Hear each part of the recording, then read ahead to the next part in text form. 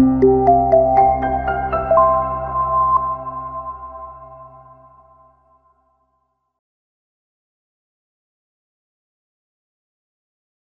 teman-teman sekalian, perkenalkan nama saya Ricardo Safirinzi dari jurusan Computer Science and Statistics BINUS University.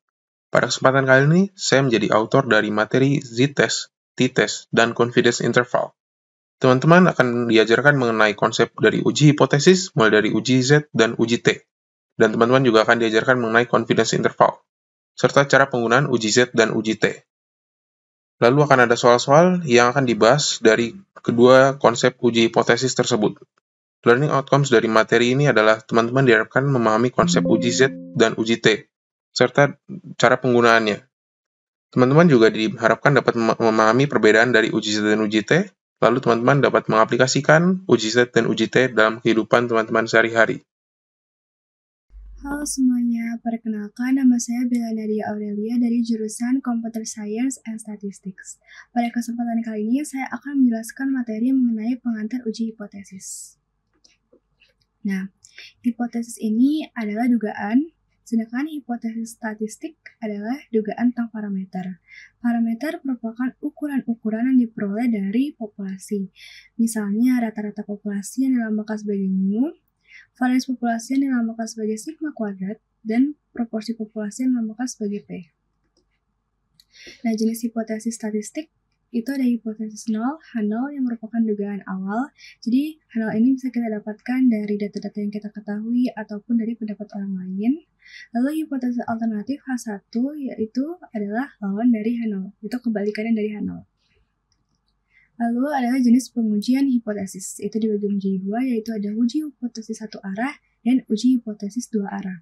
Uji hipotesis satu arah ini dibagi lagi menjadi uji hipotesis sisi kiri dan uji hipotesis sisi kanan. Contohnya saja pada uji hipotesis satu arah sisi kiri, H0-nya theta lebih dari sama dengan theta 0. Theta ini adalah simbol untuk parameter populasi. Dan theta 0 adalah nilai parameter populasi untuk dugaan awal. Misalnya saja jika kita ingin menguji hipotesis mengenai isi susu. Nah, H0-nya adalah isi susu lebih dari sama dengan 250 ml, dan H1-nya adalah isi susu kurang dari 250 ml.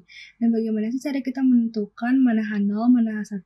Biasanya H0 ini mengandung sama dengan.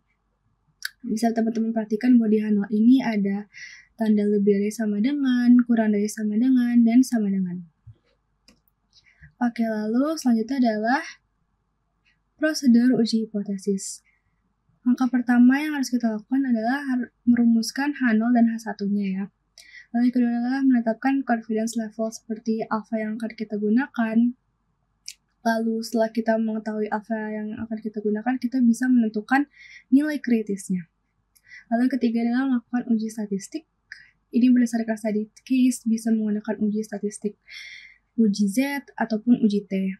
Lalu menetapkan decision rule, dan yang terakhir tentunya membuat kesimpulan.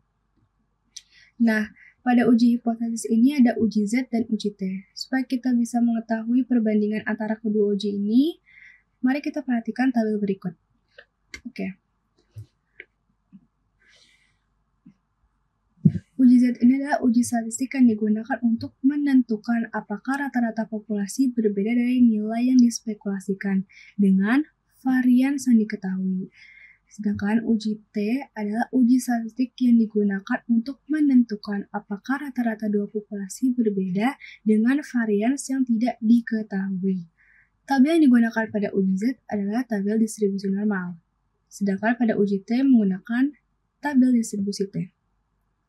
Varians populasi pada uji Z diketahui dan pada uji Z tidak diketahui. Ukuran sampel pada uji Z ini besar. Nah, standar besarnya itu ketika sampelnya lebih dari 30, sedangkan pada uji T itu ukuran sampelnya kecil, yaitu ketika sampelnya kurang dari 30. Oke, selanjutnya ini adalah rumus-rumus yang digunakan pada uji hipotesis, yaitu ada rumus Z, rumus uji Z, dan rumus uji T. Nah, supaya kita lebih memahami bagaimana menggunakan rumus ini, kita akan latihan soal. Nah, ini sudah diketahui ya.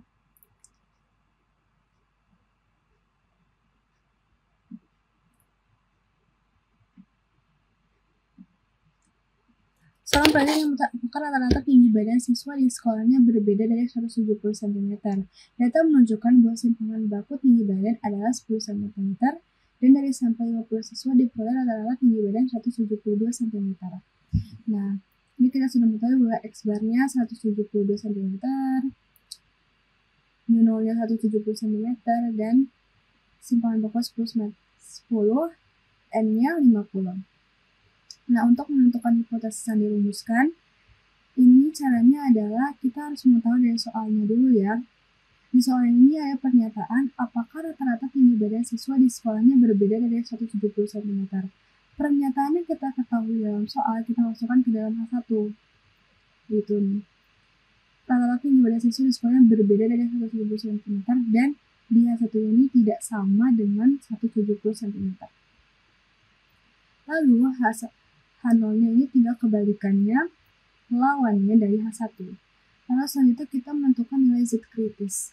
Nah, pada soal ini kita sudah menetapkan bahwa alfa yang kita gunakan adalah 0,05 atau 5%. Nah, karena ini uji dua arah, kenapa kita bisa mengetahui bahwa ini uji dua arah? Karena ini ada sama dengan kata kuncinya di sini. Nah, kalau misalkan ada kata sama dengan ini, berarti kita menggunakan uji dua arah. Nah, ketika alfanya 5%, maka nilai Z kritisnya itu didapatkan 1,96. Ini bisa kita lihat di tabel distribusi normal standar. Oke. Selanjutnya adalah kita menghitung nilai Z-nya. Tadi sudah diketahui dari X bar sampai N-nya. Ini tinggal masukkan ke dalam rumus. Kita dapatkan nilai Z itu 1,414. Lalu kita bandingkan nih. Kalian dua arah. Ini nilai tabelnya ya tadi ya, 1,96, nilai kritis nilai tabelnya 1,96. Ini di sisi kiri dengan negatif dan di sisi kanan dengan positif. Lalu nilai Z hitung kita ini berada pada daerah gagal tolak, atau nilai Z hitung kita ini tidak berada pada daerah penolakan. Jadi kesimpulannya adalah gagal tolakan 0 ya. Karena nilai 1,414 ini berada pada daerah gagal tolak. Jadi kesimpulannya berdasarkan perhitungan tidak ada cukup bukti untuk menolak hipotesis 0. Dengan kata lain, pada tingkat signifikansi 5% tidak dapat disimpulkan bahwa rata-rata tinggi badan siswa berbeda secara signifikan dari 170 cm.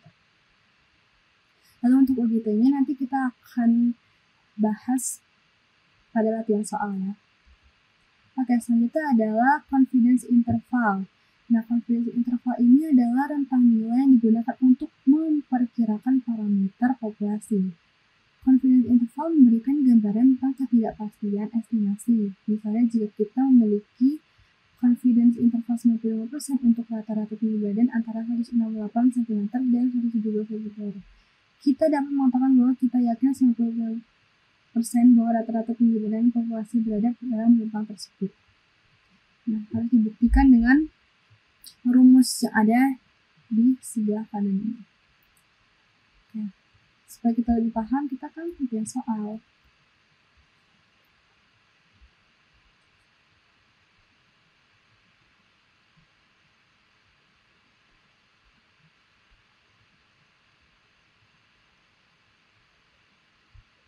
Nah, contohnya sebuah perusahaan ingin mengetahui rata-rata tinggi badan karyawan mereka berdasarkan dari data dari satu sampel, berarti ini diketahui ya.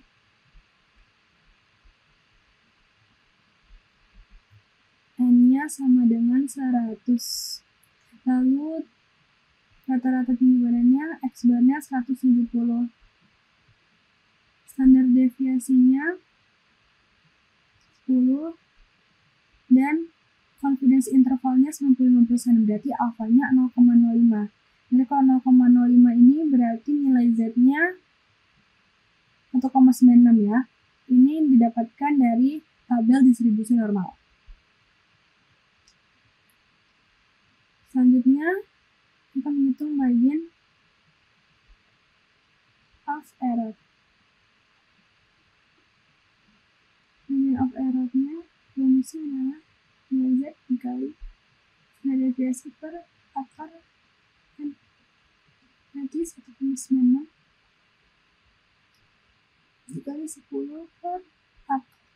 hasilnya 1,96. Kalau kita menentukan interval kepercayaan.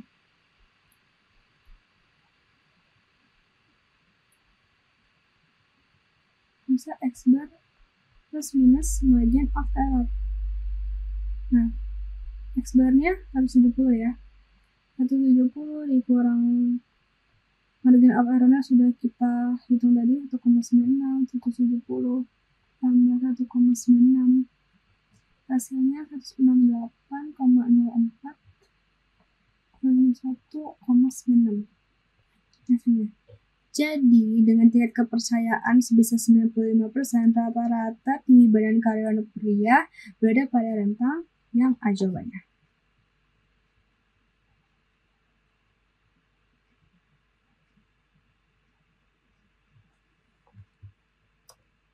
Nah, selanjutnya adalah latihan soal yang kedua. Nah, berdasarkan sampelnya saja sudah ketahuan ya, sampel kecil 15 mahasiswa berarti kita menggunakan uji T.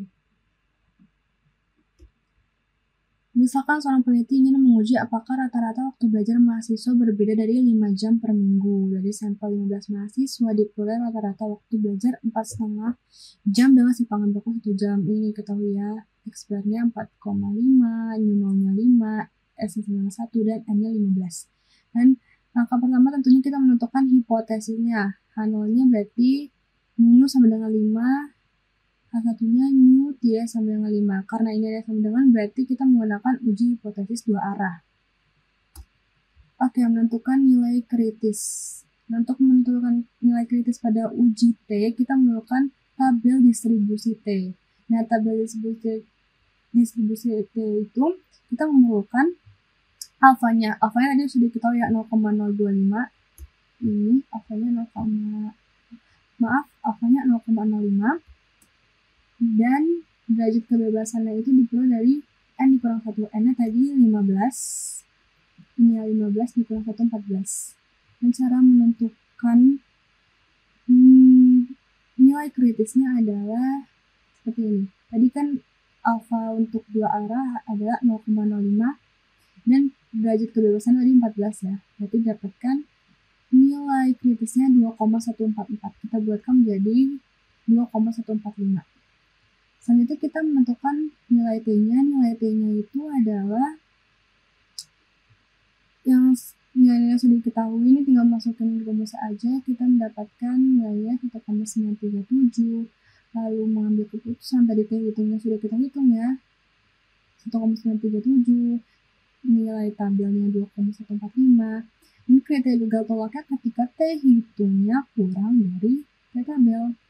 Nah, ini T tabelnya ya.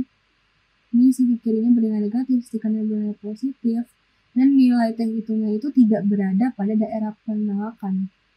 Maka kesimpulannya, H0 diterima. Berdasarkan hasil uji T, tidak ada bukti yang cukup untuk menolak hipotesis nol. Dengan demikian, kita menyimpulkan bahwa rata-rata waktu belajar mahasiswa tidak berbeda secara signifikan dari 5 jam per minggu pada tingkat signifikasi 5%. Nah, itu saja materi dari pengantar uji hipotesis. Terima kasih. Semoga penjelasan saya dapat dipahami dan semoga ilmunya bermanfaat.